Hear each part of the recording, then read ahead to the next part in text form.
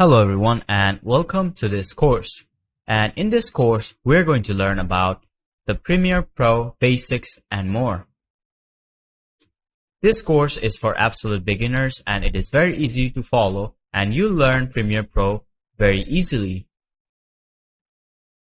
Now the things that you will learn in this video regarding Premiere Pro is the Premiere Pro interface, the project panel, source panel, sequence and timeline panel, selection, move, forward and backward tool, ripple, rolling and rate stretch tool, razor and remix tool, pen, rectangle, ellipse and polygon tool, slide tool and slip tool, type tool, hand tool and zoom tool.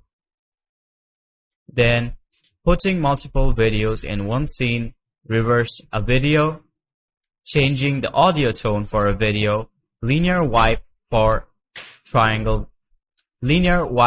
triangle videos, denoise, cinematic view, removing green screen from a video.